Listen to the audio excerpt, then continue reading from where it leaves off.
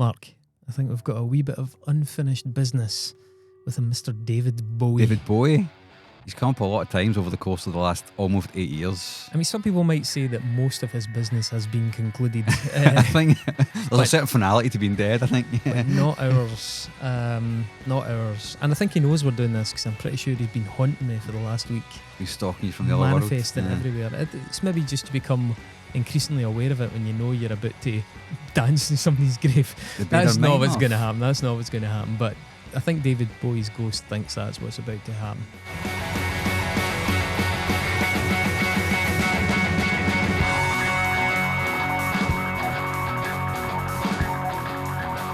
Bader-Meinhof phenomenon, that's what I'm thinking of. Is that what it is? Yeah, frequency effect. Okay. So, yeah, let's talk about, not that, but let's talk about David Bowie. My name is Mark. And my name is Chris. We are the Unsung Podcast. That's a funny way of putting it, but I suppose we are. We are. I like to think I'm so much more, but actually that's probably... That's all we are. That's about it. Yeah. Aye. Well, here goes nothing.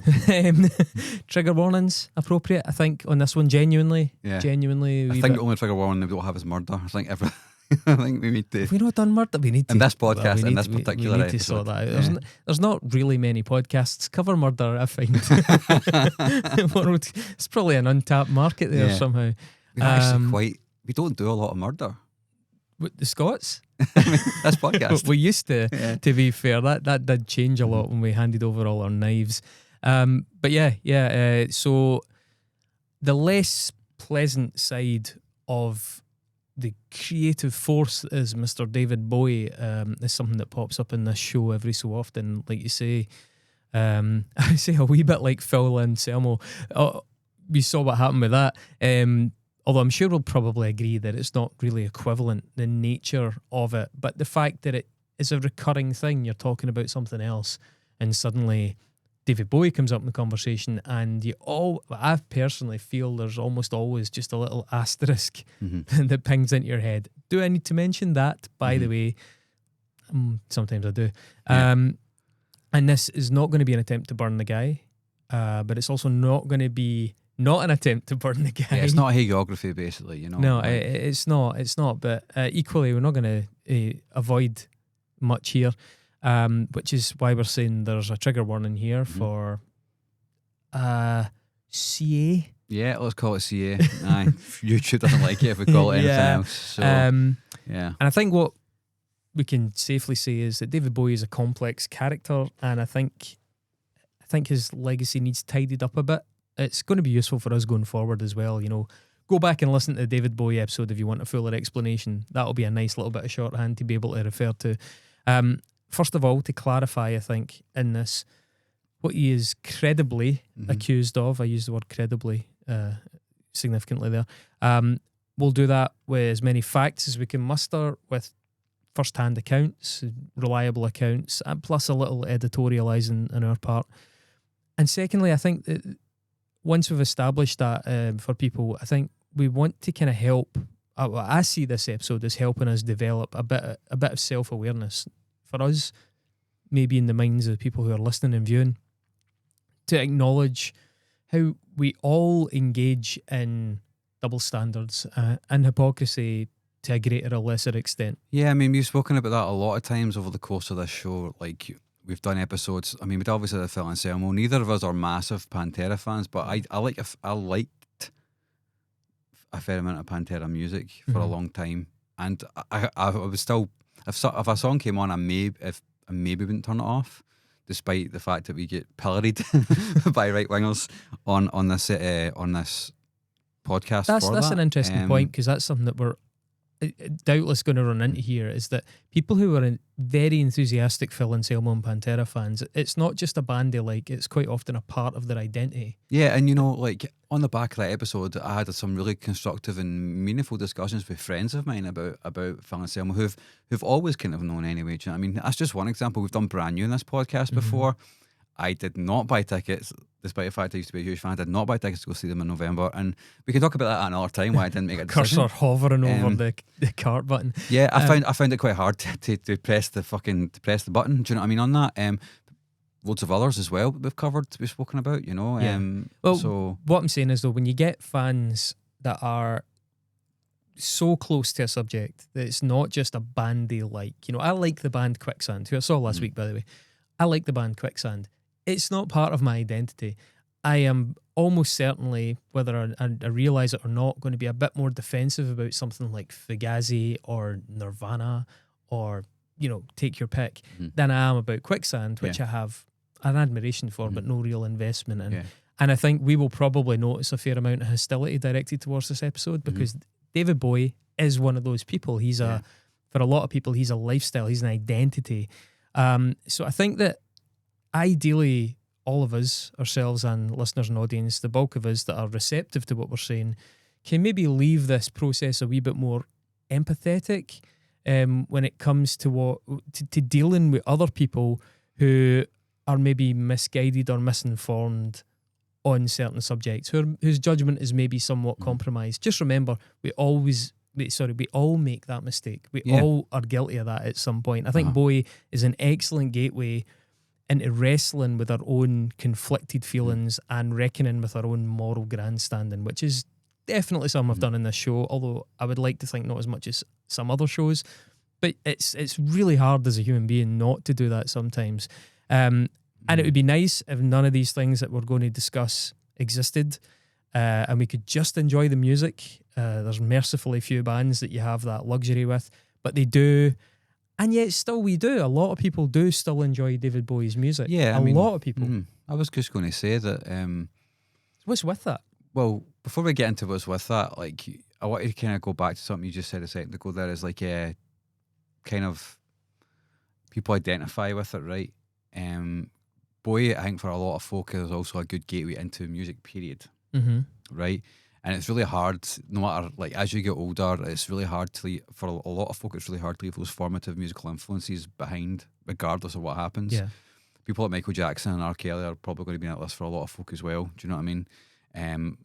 I grew up listening to Michael Jackson, like my mum was a big fan, do you know what I mean? And like that, trying to disentangle that from whenever I hear it, compared to alongside what happened, or allegedly happened, probably did happen, in my opinion, is really hard. But it's interesting, this will occupy a similar space. Yeah. We were talking about allegations here. Yeah, and I guess you'll probably... Credible allegations. Yeah, but I would say not so. Yeah. proven, and certainly not admitted, and certainly not prosecuted in court. Exactly. And that's, we'll talk a little bit about that as well. It's like the legal barrier seems to be for a lot of folk, that is the barrier, right? If it crosses that line, then that's it.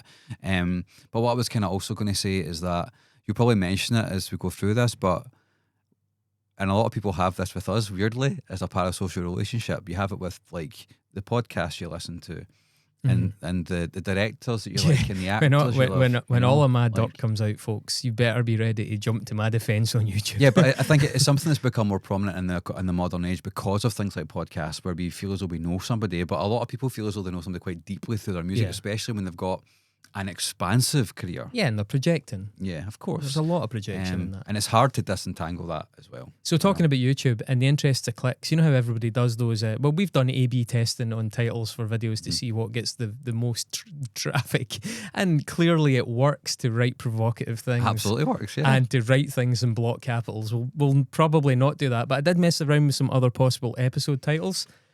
We had Ziggy Plays Führer, bit shit. Race Oddity, not entirely applicable. Thin White Jerk, yeah, that's all right. Absolute Underagers. Well, that's not going to fly, no, YouTube. The Man Who Fooled the World. Well, I mean, it's a bit of a finger wagger. My personal favourite, Let's Nonce. Let's Nonce. Oh God. And is that going to get his with content warning using the word nonce? We'll find out. Just Young Americans. Young Americans. Unfortunately. Yes, that seems to be a theme. So I'll be honest, I'm not even sure that this episode is even truly about David Bowie so much anymore. And if you stick with us till the end, I'll see if you agree. You'll see what I mean by that. Can I just say something right here at this moment in time? Yeah. We are now in real time, about 11 minutes in this episode. It might be longer or shorter, depending on the edit. But if you've listened this long and you're fuming, then please stick to the end. But if you've otherwise you've just like done a Phil Anselmo episode and just like said something without even thinking and just like, or listening and just like popping it in the comments. Hopefully you're not the latter and you're more the former. The graph for that post Let's Nonce comment is going to be, there would be a down spike, but there might also be an up spike. They might balance each other out. Yeah. Different audiences there. Most of the things we're going to, by the way, if you've never seen the show before and you're just seeing this and you're tuning in and you're fuming, I promise you, we will make a balanced go at this. We're not just going to take a shit in this guy, because I actually don't dislike this guy at all, but I like a lot of his music. I don't particularly care about his music, but I actually found him to be a really charismatic person, as did so many. Some of them were even adults. Most of the things we're going to talk about here are well documented. To me, it still feels like David Bowie escaped many of the likely consequences, certainly that the kind of post-Me Too era would lead us to believe accompany things like this. All of his peers did as well. Not all of them. The biggest ones, for compared sure. But compared to some other celebrity sinners, let's say, I don't think anybody says John Lennon's name these days without sort of the asterisk of his treatment of his first wife. I think there's a bit of a common sense hierarchy, or you might even say a lowerarchy of crimes of these natures. Is domestic violence, for example, less of a crime than sex with a child? So if you I'd go say back, it probably is. I just want to get that on the record before you butt in. I was just going to say, like, if you go back to a brand new episode, I think we actually came up with a scale on that episode. Yeah, we did. That was actually a really good episode. It's well seen. That wasn't on YouTube. Yeah. I mean, what have we said that what David Bowie is credibly accused of is almost exactly the same thing that Roman Polanski was done for, and I'm sure we can all take note of the sort of, those of us that know who Roman Polanski is, the physical twitch that I think that man's name elicits, regardless of his incredible professional achievements. So there you go. There's another parallel there. Many of them done outside of the US because of enforced exile at the state of jail. So I've split this in kind of two main critiques here. There's David Bowie on fascism, LGBTQ identity, and a couple other examples of shady shit. And then there's David Bowie's sexual misdeeds.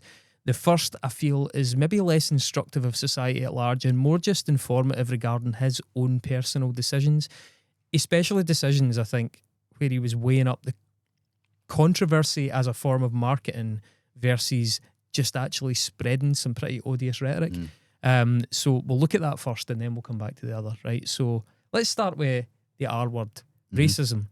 David Bowie is not a racist. No. There we go. That's cleared that up.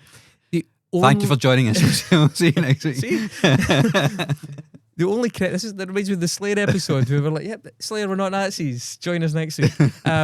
So the only credible and remotely controversial thing I could see to that effect was a comment from an early girlfriend about David Bowie preferring white girls. But since he married Iman Abdulmajid, who was a Somali American, I think we can more or less ignore that. Bowie, for example, did not play in cultural boycott South Africa during the apartheid era. He met Nelson Mandela in 1995 after the elections, and that's unlike other celebrities, including Frank Sinatra, Queen, Elton John, Dolly Parton, Liza Minnelli, Cher, and Rod Stewart. Cancelled. I mean, after he talking about how we should give reform a chance, he's already cancelled. But Bowie was very proud of meeting Nelson Mandela on that trip as well. He also conducted a famous 1983 MTV interview where he criticised the network for its lack of representation of black artists. Bowie suggested there was a sort of societal fear of black culture. He observed that black teenagers are part of America too, and that the media should strive for greater integration and fairness, rather than, as he put it, I think, appeasing potential racism for profit. You think you've had a chat with Anselmo about that at any point? We're already diverging. And that subject of racism dovetails with the next subject, because at its core, most fascism is racist. Very racist. But fascism and racism are not simply interchangeable terms, which, by the way, is, for me, as someone who's very left of centre, a big mistake, a rhetorical trap even, that a lot of anti-racist protesters fall into, one that makes them, I think, easier to dismiss by bad faith actors. But anyway, the pro-fascist stances that Bowie took, or the comments he made, I would suggest are sort of nebulous and ideologically quite non-specific in a way that doesn't necessarily undermine a life of what appears to be anti-racism. Was there an element of sincerity to some of the things that he said about fascism? I do think so, in a roundabout way. I think he had a fascination with the esoteric and the theological side of that. Can expand on that for you as well. The kind of enabling mumbo jumbo about Übermensch and race renewal that inspires people like Steve Bannon and continues to sell books by the likes of Savitri Devi, Julie Savola. But in terms of card carrying national socialism, you know, deporting Jews and the mental illness, and it's just that seems a huge stretch. There's no evidence at all that David Bowie had any real sort of investment in that side of fascism. And let's be a little bit clearer here. You're specifically referring to the Thin White Duke era, right? Of David Bowie. I'm mainly referring to that. So Bowie finally had hit it big with the rise and fall of Ziggy Stardust and Spiders from Mars in 1972, after he'd struggled to connect with the prior 4 albums. He then retired. 4 albums. I know. It was his 5th record, yeah. He then retired the Ziggy Stardust character soon after in 73 and famously, slowly brewed a new persona, which we'll get to shortly.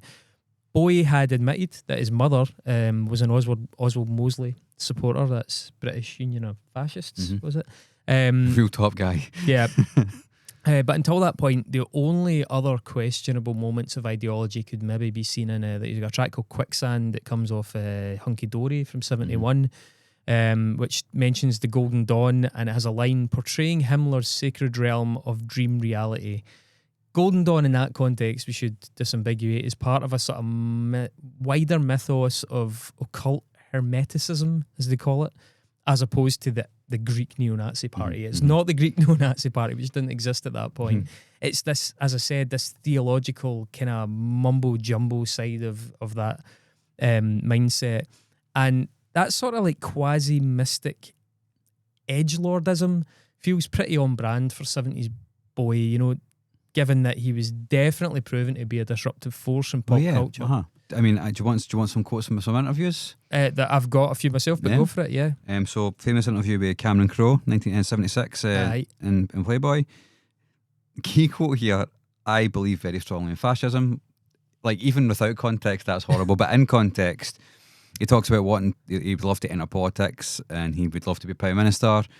You know, the only way, here's a quote, the only way we can speed up that sort of liberalism that's hanging in the foul air at this moment is to speed up the progress of right-wing, totally dictatorial, is that right? Dictatorial tyranny, and get over it as fast as possible. People have always responded with great efficiency under a regimental leadership. By the way, that's called accelerationism. Yeah, it is. And he ends it, or the quote that I've got ends with, Adolf Hitler was one of the first rock stars. Now, that's it's really hard to parse that, I think, because there's more than that, actually. Yeah, there's a lot more than that, but like just generally it's kind of like, well, that feels very like, oh, I'm just going to say something mad. This is my character is mad, you know? Like, yeah, I mean, so he spoke to Creed magazine in 75 as well, saying that Hitler was a terrible military strategist, the world's worst, but his overall strategy was very good, and he was a marvellous morale booster. He was a perfect figurehead. He was a nut, and everybody knew he was a nut. They're not going to let him run the country. And in relation to the UK, as you say, he continued, you've got to have an extreme right, come up and sweep everything off its feet, blah, blah, blah. Then you can get a new form of liberalism. He began filming The Man Who Fell to Earth in 1975, and I think this is interesting because you're like, what's going on in the guy's head there? So in that film, he played an alien who was emotionally detached from human society and accordingly quite utilitarian in its outlook. You know, it's a bit Spockish, you know, and the character becomes a victim of human greed and corruption. And I think that Bowie liked the idea of creating characters and role-playing, okay? And I think that performance and really immersing himself in that role fed into a nascent character that he'd already started toying with in his music. And added to that, in the throes of massive drug use and a newfound superstardom, he was already, I think, a little bit unmoored from reality. Yeah. He was apparently living off a diet of milk and red peppers, so I presume that means you shit Mary Rose sauce. Yeah. And heroic amounts of cocaine.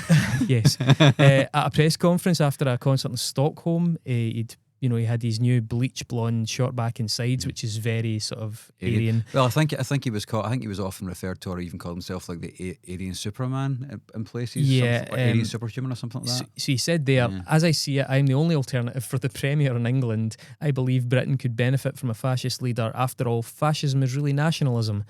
And what emerged, as you say, was the Thin White Duke to accompany the Station to Station record, where he really sort of leaned into that. Bowie described the Thin White Duke as, quote, a very Aryan fascist type, a would-be romantic, but with absolutely no emotion at all, singing about love, loss and emotion with a profound intensity, but feeling nothing. It was kind of hard to work out in a lot of these cases who was talking, the Thin White Duke or Bowie himself. When was he in character and when was he not? And when was he somewhere in between? You know, what was the dividing line there? A few months later, he was held by Polish customs for carrying Nazi paraphernalia in his luggage, alongside books about Joseph Goebbels and Albert Speer. Research material. Yeah, well, that's Pete Townsend about that kind of thing. See what it gets you. According to his tour photographer, a guy called Andrew Kent, there's allegedly a photo of Bowie giving a Nazi salute at Hitler's bunker in Berlin during that period. I heard about that as well. In May 1976, the NME published a photograph that they suggested showed Bowie standing up and giving a Nazi salute from his convertible upon arriving at Victoria Station in London. Okay. Does it? I'm not so sure that it does. I'm not so sure either, but I'm going to give you a quote from the book Please Kill Me. Do you know this book? No, I don't know. So this will come up later on when we talk about the other stuff. But Angela Bowie specifically in that book, talking about her husband, I have a real problem with ignorant people, particularly ignorant people that embrace fascism. David Bowie's got a streak of ignorance which is as wide as it is long. David's preoccupation with expressionism in Germany was one of the areas where my love for him died. At one point in England, David got out of Victoria Station in an open-top Mercedes Landau limousine and did a Hitler salute, which was on the front page of 3 English newspapers. And I'll be honest with you, after that I never wanted to see him again. And the rest of my time living with him and having a son with him was a nightmare. Just trying to navigate how I could extricate myself from that situation I was in. And Iggy's jaunt to Berlin with David was just as nauseating as that experience. That's really interesting because I'll be honest, the picture was not convincing to me. I totally agree. But totally to hear her say that, I mean, I've a hell of a lot of sympathy for that woman because she went through some absolute bullshit with the guy. So that's quite informative. Interestingly, she also then later goes on to speak about how, you know, going to Berlin with Iggy was a hugely formative experience for him. But like Iggy in the book, Iggy speaks as well, and he talks about how like going to Berlin was great, and she starts banging on about the fact they basically just wanted to fuck drag queens in Berlin.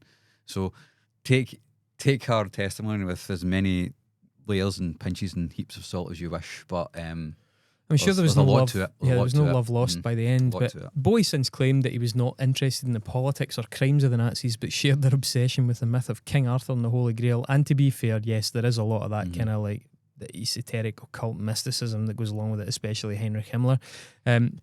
Famously, he also claimed to hardly remember recording Station to Station, putting his erratic behaviour down to a, quote, astronomical use of hard drugs.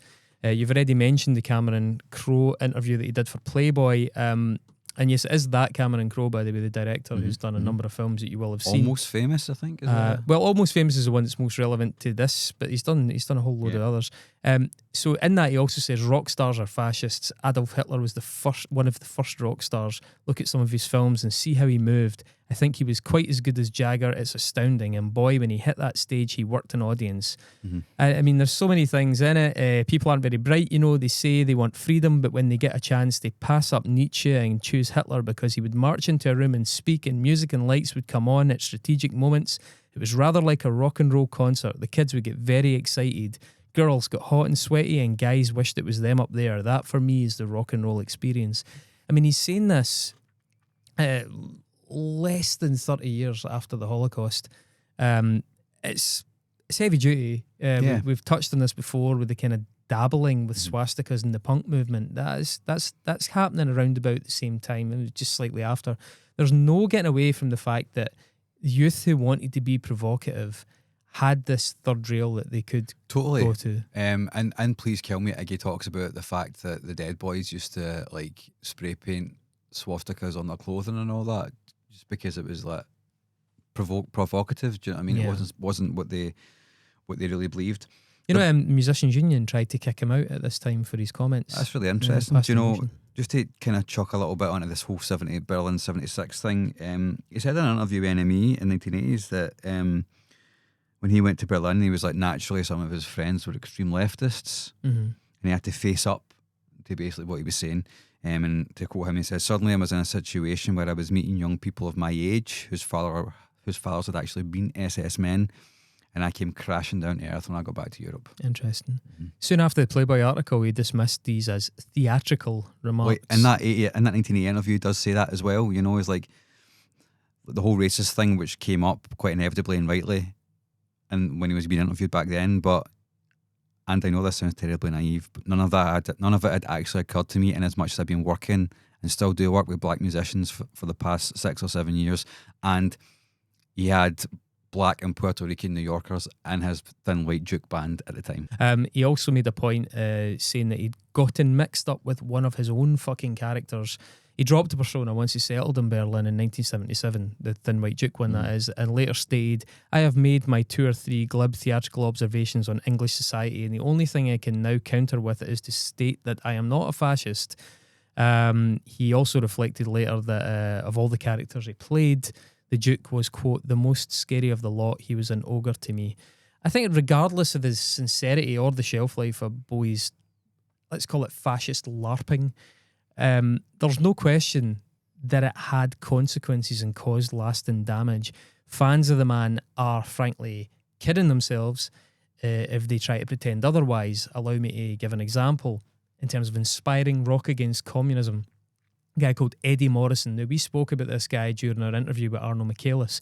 Please go back if you are interested in the stuff we're saying about fascism and music. We had a fantastic interview with Arno Michaelis, who was a singer of Centurion, is now a reformed guy going around trying to de-radicalise people. Eddie Morrison was a leader of the National Front in Leeds in the 1970s. He was actually literally physically coming up against Gang of Four, who were a band starting at that time, and they were physically getting into battles at shows.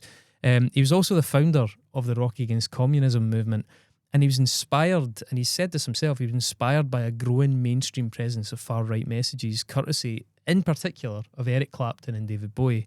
We've spoken about Eric Clapton's endorsement of Enoch Powell, and more, so much more.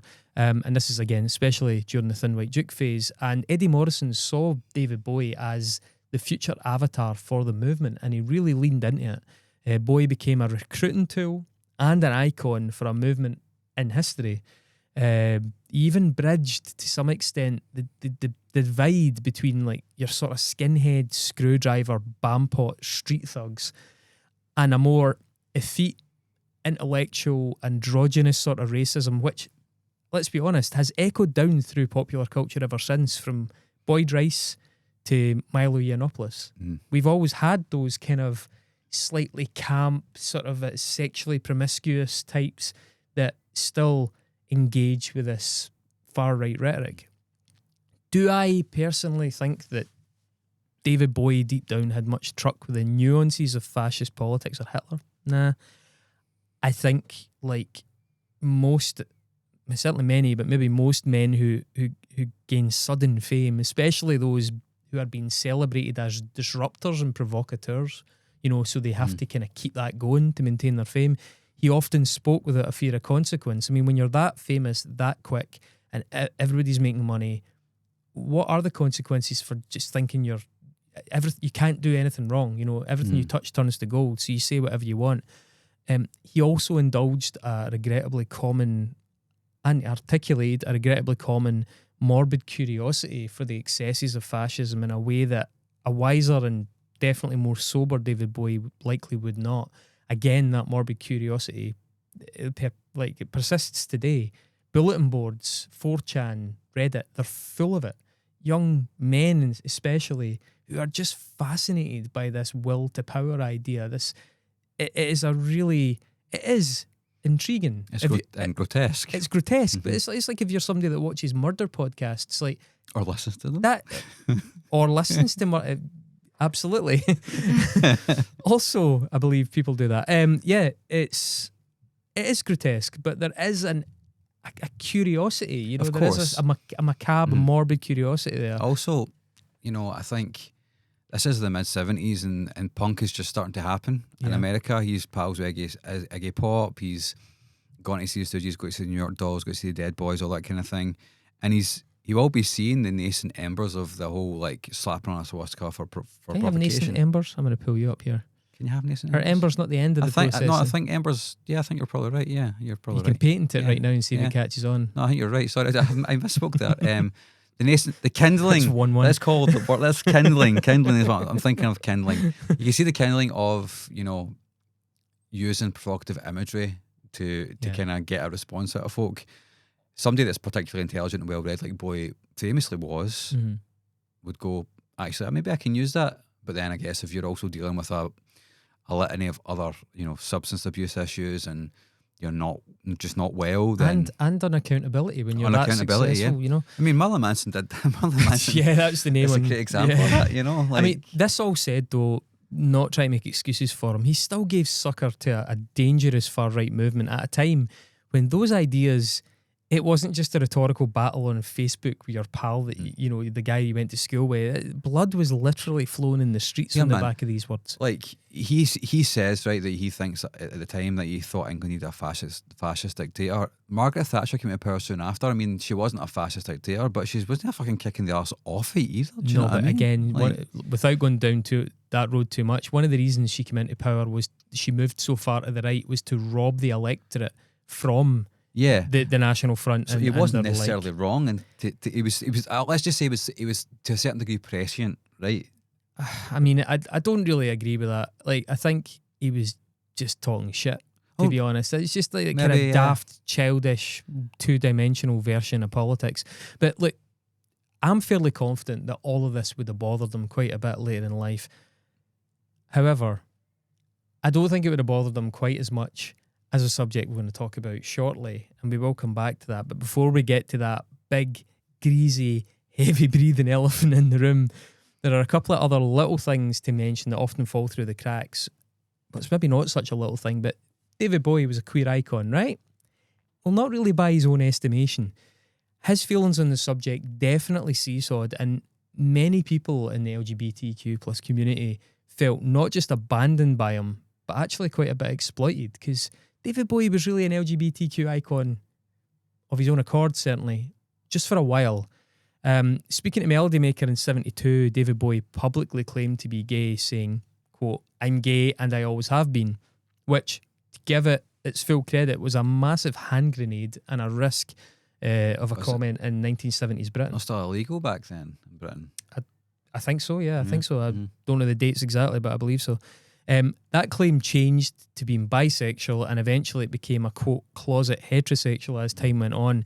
By 1983, in an interview he gave to Rolling Stone, which, by the way, we should point out is in America, and Europe and America were different places in terms of their attitudes to homosexuality, but he gave that interview and he was disavowing those early comments, entirely observing that, quote, "The biggest mistake I ever made was saying that I was bisexual. Christ, I was so young then, I was experimenting." Now, I am actually not sure that equates to David Bowie decrying homosexuality so much as there is room in your interpretation of that quote to maybe see it as him regretting to make a claim inaccurately, because there is, it is crass to claim to be gay or even bisexual if you actually realise that you're not, and there's an exploitative aspect to it. The interpretation is a bit subjective there without any kind of wider context. Is this where Prince comes in? No, but there's no question that gay fans were emboldened by his coming out, and many were really quite let down by that. It was already a horrific time for the gay community in America. AIDS was exploding around about the early 80s, and they were targeted for blame by that society, right-wing administrations on both sides of the Atlantic, and growing evangelical voices were making things really, really unpleasant. Bowie's new outlook was thus kind of spotted by many in other places, you know, and changes to the lyrics, for example, to a song called Criminal World. That original was written by a guy called Peter Godwin of the group Metro, and the track was dropped by the BBC for, quote, bisexual overtones. And Peter Godwin has said the original line was, quote, "Kneeling at your brother's door." And it could have just been voyeurism. It's all in the interpretation. You could be kneeling watching your older brother having sex. It could be anything, and that's what I intended it to be. I wanted it to have more than one meaning. But Bowie changed it to, you caught me kneeling at your sister's door. And in Godwin's own estimate, Bowie, quote, obviously thought that there was something in the metaphor of kneeling at my brother's door that was too sleazy, or transgressive, suggestively gay. And the song experienced other tweaks as well in the lyrics before being released as part of Let's Dance. And there's actually a few different examples of this, John, I'm Only Dancing, things like that, interpretations of that song. So other than kind of pointing out that he supposedly provided drugs to an underage Michael Jackson, I think that is my other non-sexual misdemeanor critique of Bowie. Well, let's take a slug of a drink and a deep breath. Is there anything that you want to mention about that before we, touch this third rail? I think the reason I brought up Prince is because I think something similar had happened to him as well. His 80s output was very androgynous and, let's just not, maybe bisexual, I don't know, like pansexual, I suppose, maybe is maybe a better way of putting it. He does look like Pan, little imp-like guy. Once he became a Jehovah's Witness, I think certainly towards the end of his life in the 2010s and the late 2000s and early 2010s, there was some interviews where he was talking about how homosexuality is a sin and all that. Do you know what I mean? So like that has completely about face, And to be fair, in his views, because of religion, it wasn't necessarily because it was mandated stupidity. Whereas like he was, I don't know if you would call him an LGBTQ plus icon, but he was very, very celebrated for the fact that he was like openly sexual. There's no question that in the early years he challenged for 100%, male stereotypes. And there's like even a song with a lyric, "Am I straight or am I gay?" in it. Do you know what I mean? So it's like that's really provocative in the early 80s. So you feeling? I'm feeling like it's time to go down the rabbit hole. Well, careful with your metaphors. So David Bowie's history of sexual misdeeds, or more specifically, allegations.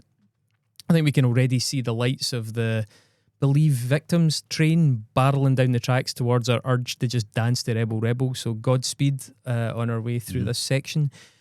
First off, let's get this one out the road, which seems a terrible thing to say, but David Bowie was accused of outright rape in 1987 by a woman called Wanda Nichols. She claimed that he forced himself on her in Dallas during a tour stopover. She said he was violent, bit her back, and once he had finished his business, told her that he had just given her AIDS. The case was dismissed for lack of evidence. Bowie, wild thing to say. Well, Bowie admitted he took the drugs and he admitted that they had rough sex, but that it was fully consensual, and said the rest was, quote, ridiculous and untrue. Bowie was never charged or arrested for that. He agreed to an AIDS test that was negative. His attorney condemned Nichols in the press, saying that the media was, quote, manipulated in a way that has resulted in lies and misinformation being disseminated. We don't know. We don't have access to the case. We certainly don't have access to either of their private lives. Pepsi cared enough to drop an advert that they just paid a lot of money to David Bowie to film for them. But yeah, David Bowie was, in the eyes of the legal system at least, never credibly accused of rape. Never credibly accused of rape. That's why to be clear with that. Yet for me, David Bowie was guilty of statutory rape and should have been a registered sex offender, in my opinion. So to be clear, we're talking about statutory rape, sexual activity with a person not of legal age, meaning they were legally unable to give consent regardless of whether they report the matter or even if they reflect on it positively, which in this case is a relative detail. There are a few concurrent stories. The first to mention, his girlfriend Dana Gillespie. She began seeing David Bowie romantically when he was 17 and she was 14. They stayed in touch for a decade. And maybe call me cynical, I predict some eye rolls in the audience, 17 and 14. But I mean, let's be clear, that is illegal. The age of consent was 16. Yes, I doubt it would reverberate down the decades, as we can see, but it was illegal. I actually personally knew a guy who ended up in the sex offenders register because his long-term partner was a couple of months shy of turning 16 when they finally had sex. Her parents found out. So all the patter we like, can't get a house next to a school, all that. There are numbers in these laws. He broke the law. And, you know, for example, he can no longer travel to go and work and live in America. That used to be a bigger loss than it is now. But that's that guy's life. These laws have numbers. David Bowie, with that original partner, broke that law. For 2 years, he broke that law. So the big one, though, in this area involves Laurie Maddox, or Laurie Maddox, or even Laurie Lightning, depending on where and when you're reading this. So you can pick your favourite title. Laurie Maddox.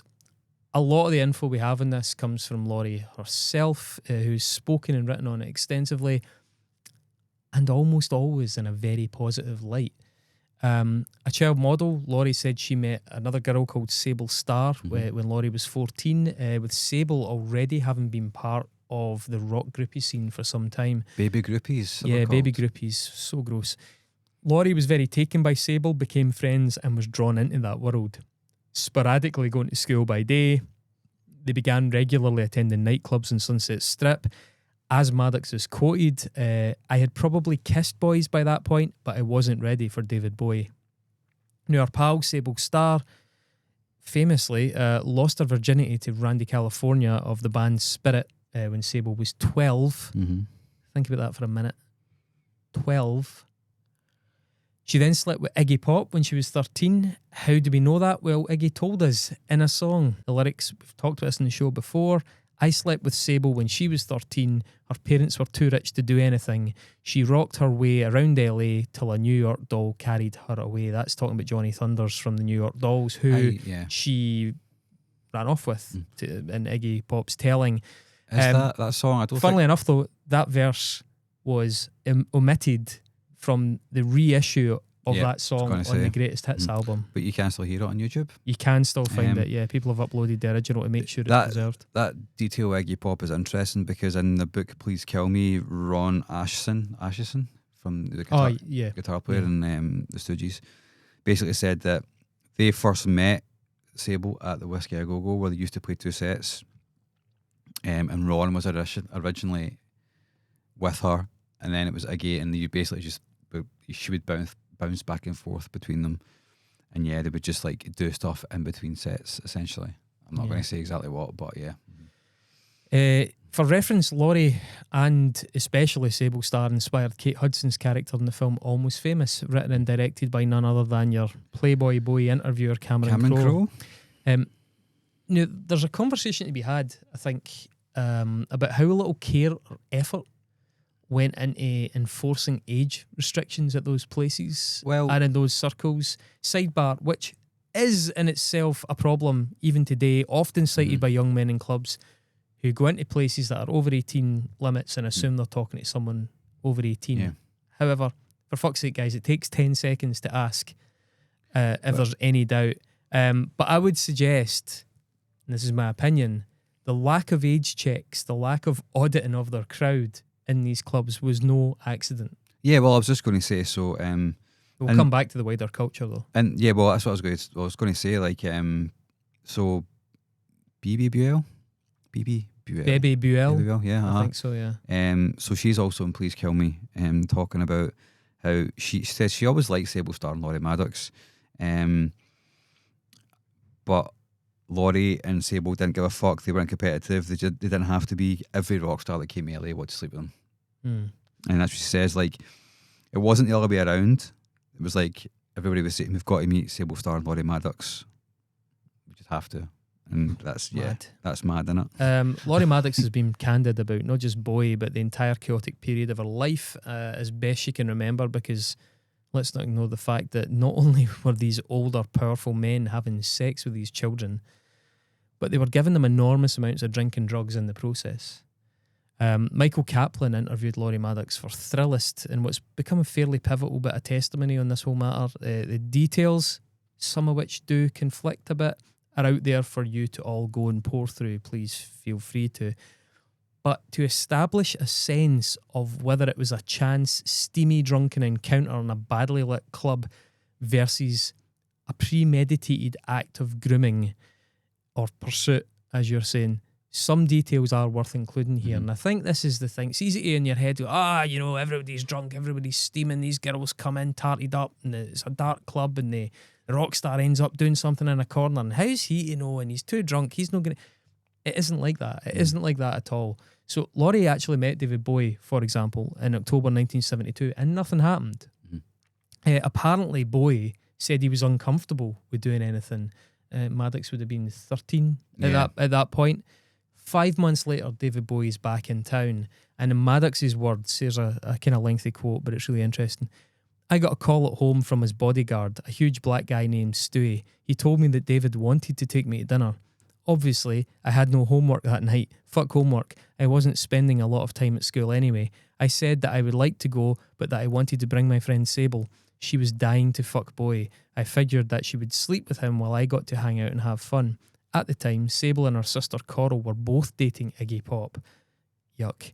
Spending time at the home of Tony DeFries, then manager of David Bowie and Iggy Pop, up in Laurel Canyon. People there were so high all the time. Quaaludes, heroin, whatever. Bowie excused himself and left us in this big living room with white shag carpeting and floor-to-ceiling windows. Stewie brought out champagne and hash. Bearing in mind, Stewie, this huge bodyguard guy, is in a room with 2 kids, right? Brings out champagne and hash. We were getting stoned when all of a sudden the bedroom door opens and there is Bowie in this fucking beautiful red and orange and yellow kimono. He said, "Laurie, darling, can you come with me?" He walked me through his bedroom and into the bathroom where he dropped his kimono. He got into the tub already filled with water and asked me to wash him. Then he escorted me into the bathroom, gently took off my clothes and de-virginized me. Pretty gross thing to read, but I mean, what I'm trying to illustrate there is that we are not talking about post-gig frenzy and some mad rock star getting off with someone in the corner and the next thing they're having sex, and you are talking about 5 months past. This was on his mind.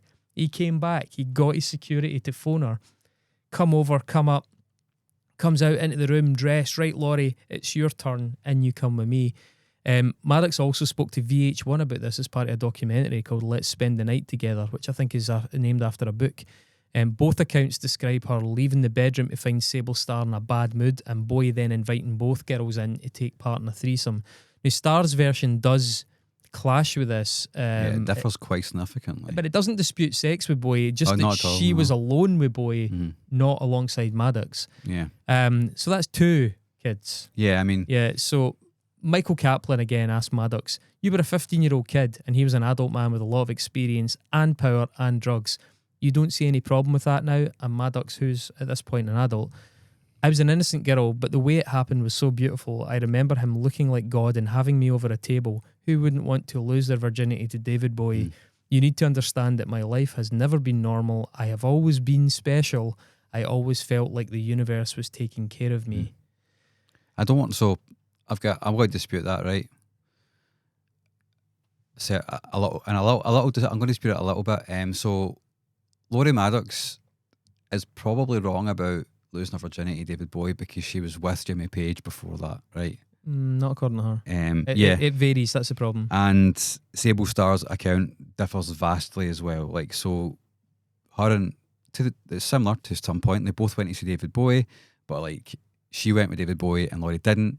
And like that's basically her account of that scenario that Laurie talks about. Yeah. So I don't want to split hairs too much here, right? Because I whether the account is fully correct, and it's really, I guess it's really difficult as you get older to kind of parse details because things start to merge in your head. I do think they had sex. He definitely had sex with both Sable Starr and Laurie Maddox. I'm not going to say definitely. It seems very likely that he had sex with Laurie Maddox and Sable Starr, right? We can't prove it apart from what they say, which is, I would place a high degree of trust in their accounts. Details might be fuzzy. You know what I mean? They might not necessarily be accurate on both their parts. Well, but as I said, you're talking about kids getting given drink and drugs. Totally, yeah. And then being asked to remember things that happened 30, 40, 50 years ago. So I'm not disputing the fact that it happened with both of them, but I do think that we shouldn't be holding both of their accounts as like being the one which is correct, because they both. I think it definitely happened. As I said back at the start, I think that's an element of hypocrisy. So we'll come back to that just in 2 seconds. I just want to say that defenders and debunkers of this subject, maybe unsurprisingly, as I mentioned, there's a lot of very enthusiastic David Bowie fans, and there's no shortage of people willing to spend large chunks of their time poring through the various interviews and stories, seizing on these indiscrepancies to try and invalidate the entire account. As someone who also spends inordinate amounts of time poring through musical trivia, I'll be careful what I say about that. However, an awful lot of effort has been put into trying to discredit pretty much everything that Laurie Maddox has ever said, not just about David Bowie, but every single rock star she claims to have slept with. Yeah, that's an error. I know, and that includes what I thought was a relatively uncontroversial claim around Jimmy Page. Agree, yeah. So Laurie Maddox Debunked on Tumblr, which is a fairly sizable account, is devoted to, quote, debunking and exposing the many lies and inconsistencies of groupie Laurie Maddox Maddox. And M. Sullivan Gates, who's often quoted on this at Medium, as well. goes to great lengths disputing the veracity of Laurie Maddox's claims. But David Bowie never actually denied those allegations, nor did Jimmy Page, as I understand it. Well, there's lots of photos of them together, do you know what I mean? Absolutely. So David Bowie isn't just a successful musician, he's an icon, and for some a lifelong consuming passion. So watching people contort themselves and the facts to try and make sense of their feelings, it's not surprising. And objectively, yes, there are definitely some inconsistencies between especially Laurie Maddox's statements and interviews. Yet at the same time, that standard is not applied to David Bowie, right? Everybody talks about a haze of drugs and drink, periods of emotional and professional chaos. That doesn't seem to ever be applied to these girls, not even young women, these girls who are recalling events of, as I say, 40 years ago when they were at most, let's remind ourselves, 15 years of age. By the most generous estimate and story, 15 years of age. We do not give them the benefit of drink and drugs in their perfect telling of the account, but we're all too happy to give David Bowie the benefit of the doubt with his heavy drug use. And he's talked about his heavy drug use exclusively. He's talked about the fact he doesn't remember a lot of the 70s. He talks about, earlier on we mentioned he didn't remember doing Station to Station. Yeah. You know, there's a lot of defences that say how Laurie Maddox did a bunch of I say magazines, but they were more like fanzine articles that were telling other girls, how to look older and get into clubs. But Maddox, you see the picture, she clearly looks like a very young girl. Yeah, I mean, when you see the picture of her and Jimmy Page together, you're like, yeah, I know. It's also very understood in the literature that she and Sable and others were young, and also very well known in the band circles. You just talked about it. Exactly. The band circles knew that there were these two very young girls. This wasn't like two random people they bumped into for the first time. They were minor celebrities of sort, and they clearly enjoyed that as well. So that feels like pretty weak sauce as well, to try and write it off as that. As to how this looks in retrospect, yes, there's no question. Society has moved on somewhat. Anecdotes today still abound, courtesy of young women's experiences at shows. I know a number from friends. Same, sadly. But there is at least a sense of it being unacceptable. It is, at the very least, has to be hidden now. I mean, that's scant, consolation. But yeah, we have definitely progressed on this subject. I want to clarify a point that I kind of made there. Is like, I'm not trying to dismiss the experience of Laurie Maddox or entirely what she's saying. I like we spoke about, I think that there's probably good reason there's some inconsistency there, because there's not just time, but as we said, there's also inebriation and mood altering substances. But yeah, I mean, I think it seems incontrovertible to me that David Bowie had sex with at least one, if not two, children, and even if they're happy with that, and they both seem to be happy with that, it doesn't make it at all right. So I think even for those of you who are watching / listening and are highly sceptical of the Bowie accusations on the part of Maddox, I think any source dismissing Maddox's interactions with Jimmy Page is surely on shaky ground more generally. I mean, right? That's if I used the word incontrovertible a second ago with Jimmy Page and Laurie Maddox.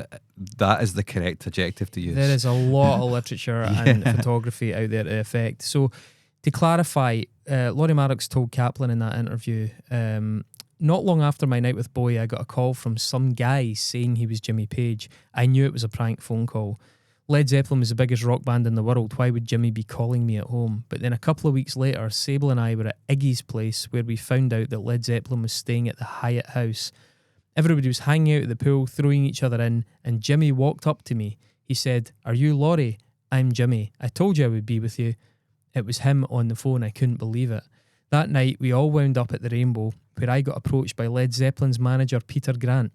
He was like £700 and scary as hell. He said, "You're coming with me, young lady." I wound up in a limo and I didn't know where I was going, but it was to the Hyatt. I felt like I was being kidnapped. I got taken into a room and there was Jimmy Page. He wore a wide-brimmed hat and held a cane. It was perfect. He mesmerised me. I fell in love instantly. Can we comfortably call that grooming? I mean, yes. Yeah. So Maddox actually said it became so serious that Jimmy Page asked her mum for permission to see her. Yeah, so that's one. So that's an interesting legal thing in America, right? If you're Ask Steve Tyler. Yeah, if you're a minor and the parents give permission for them to do what you're asking them to do, then it's fine. Yeah, well, she says, I'd imagine it's probably different state to state on this subject, but he had to, this is her talking, he had to be afraid of getting sued for being with such a young girl, so maybe he thought it would be better if he cleared it with my mother and told her he was in love with me. She liked him. She used to be an agent and was savvy to show business. She knew that I was dating the biggest rock star in the world. She used to say, "My daughter is like Priscilla." That's Priscilla Presley. I was Jimmy's little angel. In some ways, I was not... We need to come back for Elvis one day, by the way. Yeah. It's just double episode. In some ways, I was not different than one of the Kardashians. At that point, you could say I was viewed as a groupie. You need to understand that I didn't think of myself as underage. I was a model. I was in love.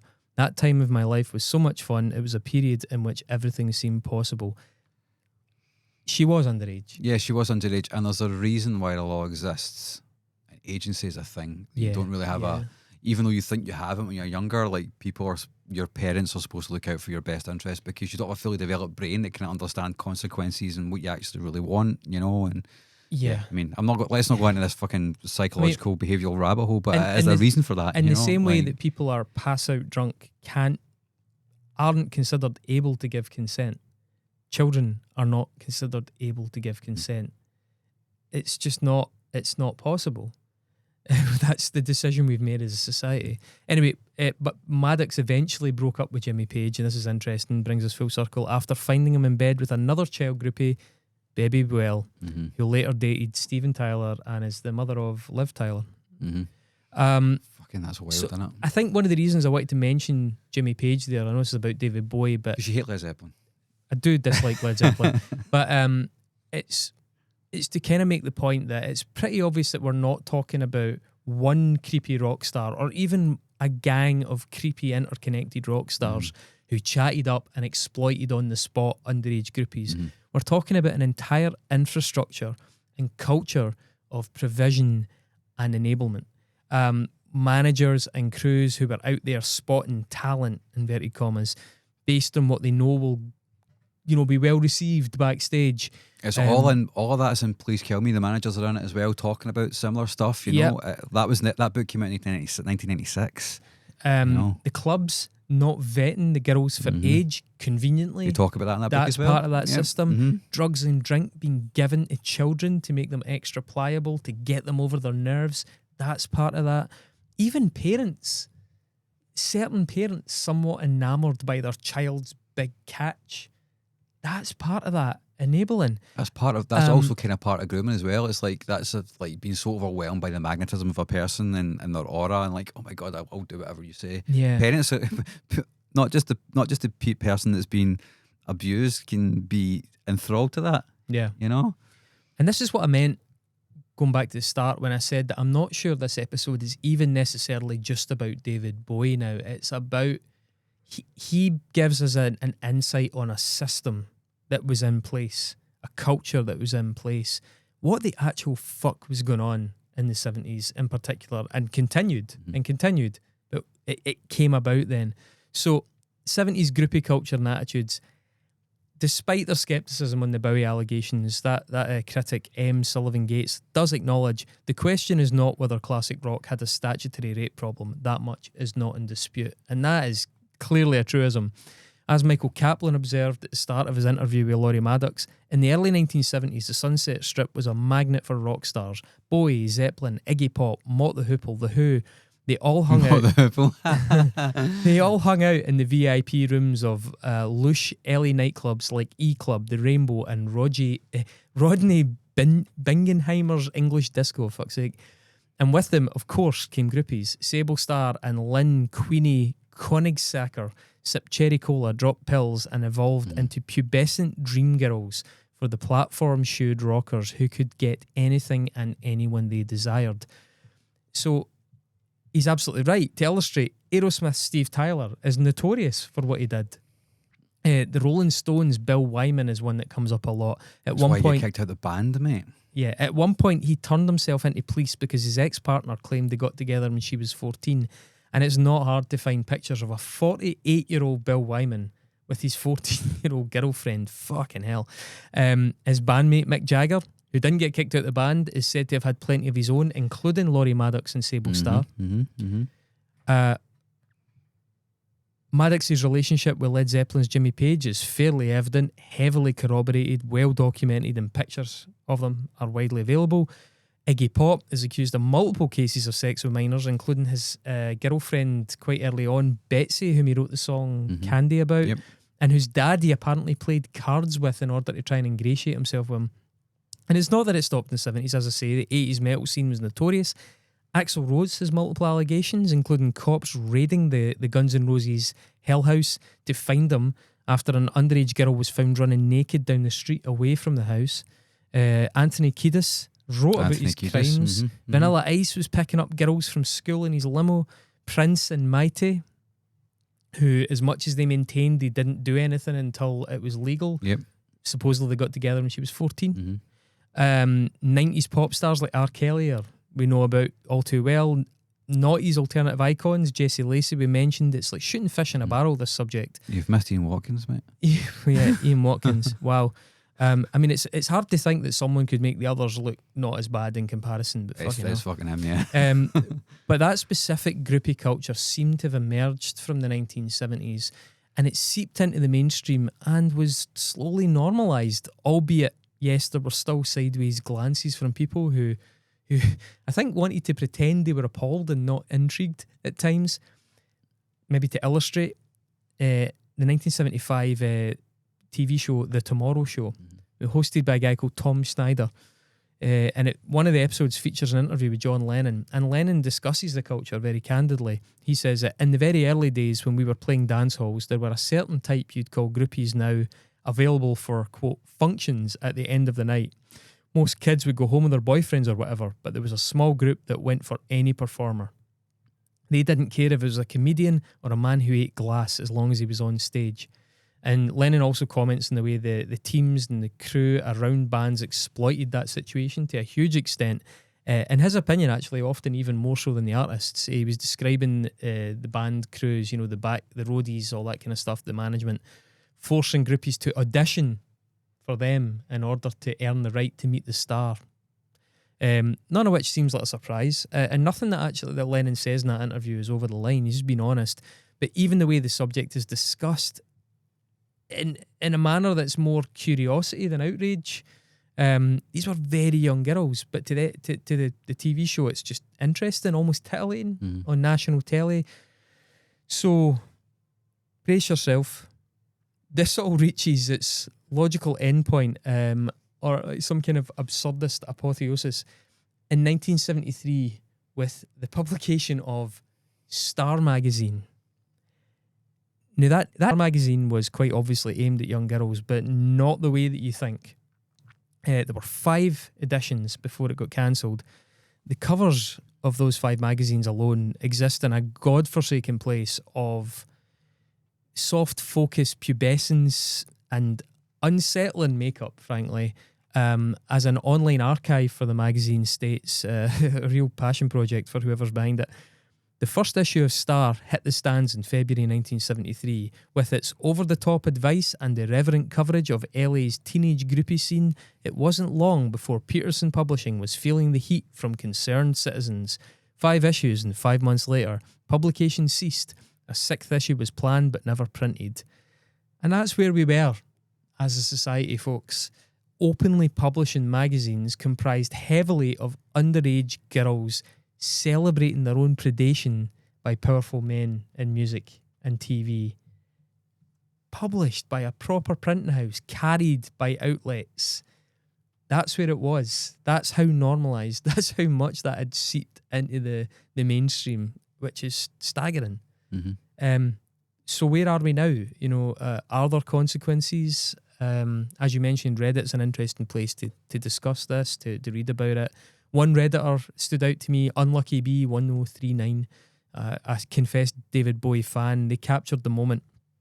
David Bowie was definitely a predator that assaulted kids, and it's incredibly disheartening to see people using drugs as an excuse or anything else. Hearing that David Bowie tried to take some responsibility is nice, but we don't need to do any of the lifting for him, even after death. He did what he did. Drugs didn't make David Bowie do anything. He decided to do this thing, and it's not like he was the only one. For me, David Bowie doesn't need to be contorted into a paragon of virtue. His legacy is it's complicated, it's often odious, and ignoring those odious moments or making excuses for them is really morally dubious and a little unhinged and kind of pathetic. When you start trying to unpack your feelings, the duality of the artist versus his deeds, his good deeds and his bad deeds. Tim Jones wrote for The Guardian on this in 2024. I initially thought there must be some clear-cut factors that help determine why some artists are ostracised and others are not. For instance, you might think still being alive makes you more cancelable. Your misdemeanours will not only be more current, but you're also still around to profit from your art. But the very much dead Ike Turner, who was accused of multiple violent incidents by Tina Turner, could easily be described as cancelled, whereas the non-dead Chris Brown, who's pleaded guilty to felony assault of Rihanna, for starters, is still getting Grammy nominations. The writer Claire Dederer, who she's the author of a book called Monsters, A Fan's Dilemma, which is just all about this subject. It's a Guardian article I spoke about at the start of the podcast. There is a Guardian article as well. So she was and is a huge Bowie fan. I don't think she can decide. She said, I wished someone would invent an online calculator. The user would enter the name of an artist, whereupon the calculator would assess the heinousness of the crime versus the greatness of the art and spit out a verdict. Mm-hmm. You could or could not consume the work of the artist. Maddox didn't begrudge Bowie her virginity. In fact, she spoke of the incident in rhapsodic language. I believed her and I was left feeling horrified and sad. This is what I tell the students. Consuming a piece of art is two biographies meeting. The biography of the artist that might disrupt the consuming of the art, and the biography of the audience member that might shape the viewing of the art. I think actually her comment about the calculator thing reminded me of a sketch by an Australian comedian called Jim Jeffries. He's got a bit that he does in his show called the fame to blame ratio. It's a kind of satirical graph. It's got a kind of diagonal partition. That's not me, C. Kellen. Diagonal partition depicting jail versus no jail for wronging. So on the chart, on the X and Y axis, he's got Mel Gibson appearing in there. He's got Charlie Chaplin, Pee Wee Herman and Michael Jackson all on the side of the line that says no jail. Then he's got Wesley Snipes, Mark Wahlberg, Subway's Jared appearing on the side that says jail. And the bit's great. It's just sort of sardonically sort of musing on how we all collectively and maybe arbitrarily do those calculations for ourselves. A critic and editor of a Substack publication called The Culture We Deserve, called Jessa Crispin, she believes that Bowie has avoided cancellation because anyone who built up a loyal following before the advent of social media is ultimately immune from it. That doesn't mean they won't come in for rounds of backlash, but the affection people have for their work will survive. That kind of is at odds with the Ike Turner thing. I'm not sure that holds up for all of these people. I mean, does it hold up for John Lennon? As I said, I think John Lennon's got a really heavy black mark against his work for what I would suggest is, whilst it is awful, is not the same. I would say it definitely holds up for John Lennon for sure. Ike Turner, I mean, I think there was famously the film, wasn't there, in the 90s, which probably was the thing that maybe sent his legacy to bed a wee bit. Yeah. You know. Yeah, that's true. But yeah, no, I think that's a fairly astute observation, though, to be honest. But then again, it doesn't obviously hold true because Chris Brown's a thing, right? So, you know. Jerome Saulnier, a biographer of Bowie, reflected that Obviously, with rock stars, everything could have happened and everything did. Regarding Bowie and a few other famous musicians, what they brought to the world is so huge that, yes, people tend to forget. Brittany de la Cretaz on Medium, pretty good writer. The fact of the matter is that legally and emotionally, a 14-year-old girl cannot consent to an adult man, particularly an adult man with rock star status who provides alcohol and drugs. Even if they could not and did not know better, he should have, regardless of what the details of the story are. Statutory rape is illegal, and it was illegal in 1972. The age of consent in California was 18, and Bowie had spent a lot of time there and was around a lot of people, including management, who knew that shit. And the last one I'll quote is Rebecca Haynes. And I quote Rebecca Haynes because I think we don't have a non-male voice in this show, right? So sometimes we have to navigate things like this carefully. And I think Rebecca's a great voice to have here, albeit and it's only a quotation. She's an author, a professor, and a speaker in children's media culture, media literacy, and media criticism. She views both Bowie's transgressions and I think the wider issue as symptoms of sexism in the music industry. She suggests that it helps to remember 4 points. 1, talented people do terrible things. 2, sometimes their fame encourages such behaviour and it often enables it. I think that is, the latter is certainly the case here. I would agree. 2, being talented doesn't excuse a person for committing terrible acts. Just because someone is an incredible artist doesn't mean we can turn a blind eye to how they have wronged people. 3, calling out artists' abuse of others doesn't necessarily negate the cultural value of their bodies of work. She does add, though, that depending on the nature of their oeuvre, it can render them hypocrites and make us suspicious of their intentions. So if you are somebody that maybe pontificates a lot about, you know, doing the right thing, that's certainly going to make it a bit worse. And 4, and this is a quote that I've seen in a few places, it's a sad commentary on our culture that modern masculinity can be so entitled, so toxic, that we are repeatedly put in the position of both loving the art and hating the man behind said art for what he did to women and or children. It's a horrible position for fans to be in, to try to reconcile our admiration of their work with our loathing for their actions.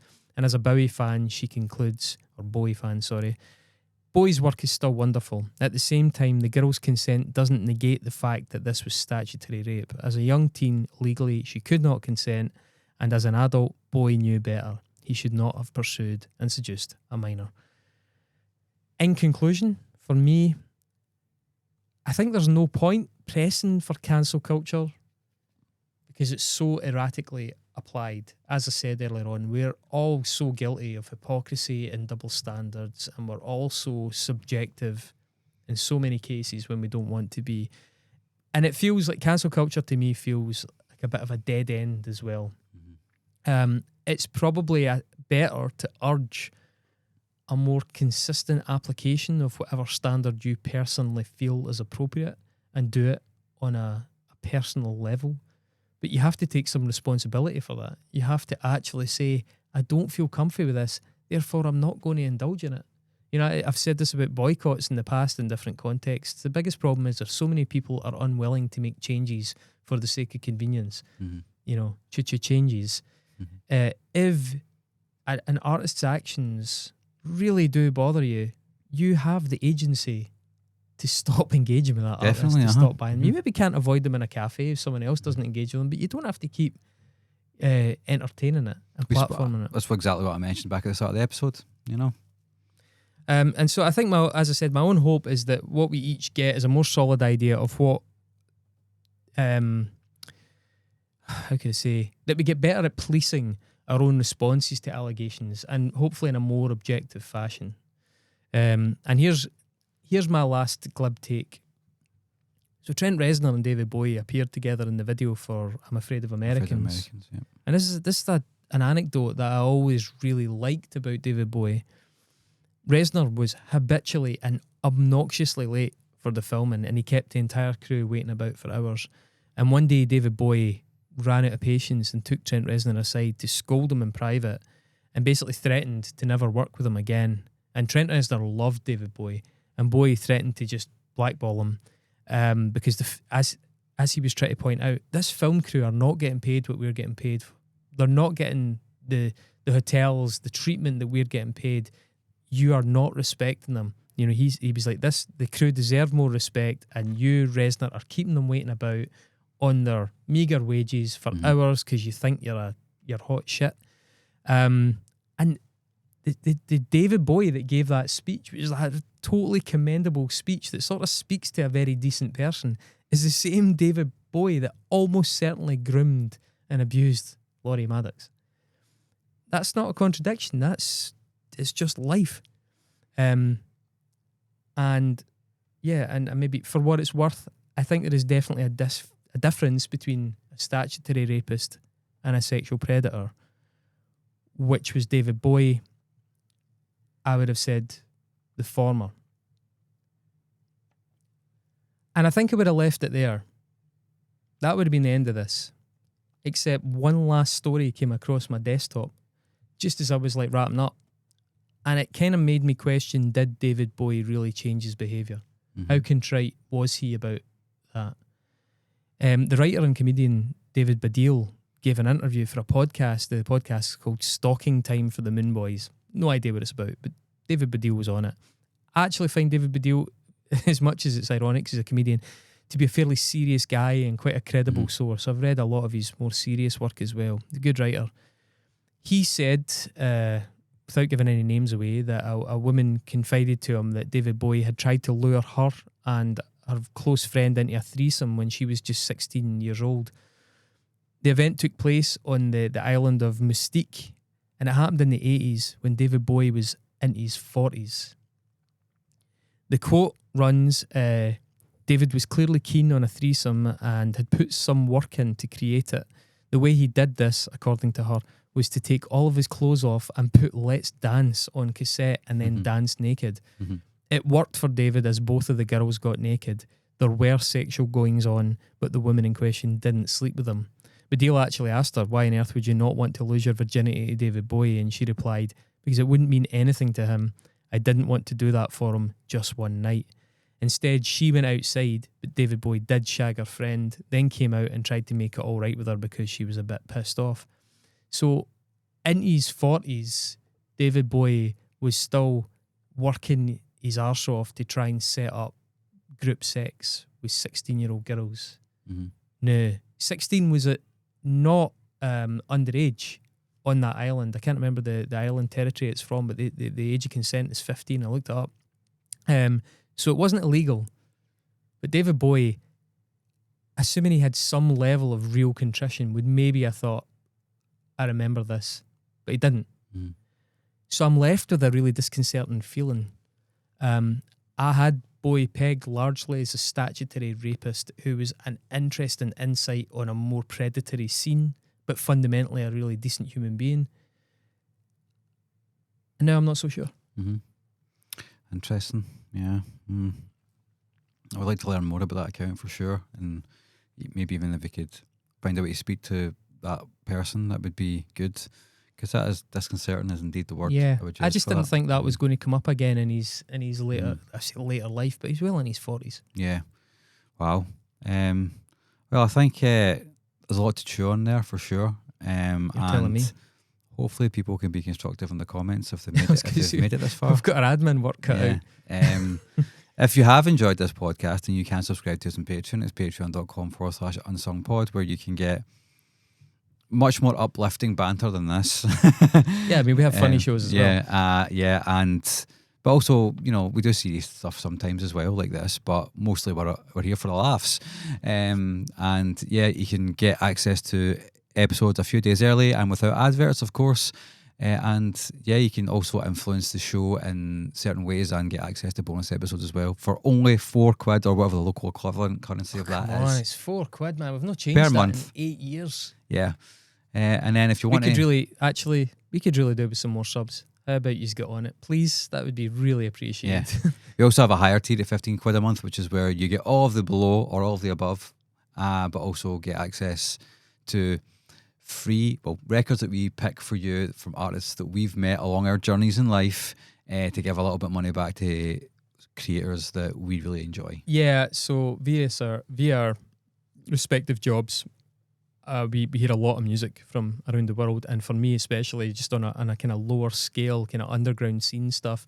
And I hear so many amazing bands, some of which flash into existence and disappear and never get heard. And what we're trying to do is get the work of some of these bands, especially ideally while they're still going, and get it into people's ears who would never encounter it any other way. We buy it directly from them and or their labels, which are all independent labels, so they get the money. We do this via Bandcamp because for the time being that is a vastly larger sum than they would get on any streaming platform. And that way you're supporting us if you're part of this, you're supporting these bands, and you're supporting yourself because once a month you get one of these little surprise packages, and we do tailor it to your tastes to some extent. I think we do a good job of that. Everybody appreciates it. Be nice to yourself, be nice to everybody else, and be nice to us. And that last point in particular is good life advice. Yeah, so you can do that. Patreon.com/unsungpod. And if you like this episode, please like, share, subscribe, and leave your comments on what you thought. Please be constructive and please be nice to each other and us. We don't want to get pilloried like we did on the Phil Anselmo episode. You want to come on YouTube and give us shit? Let's dance. Yeah. But yeah, until next time, take it easy and we'll see you soon. Ciao.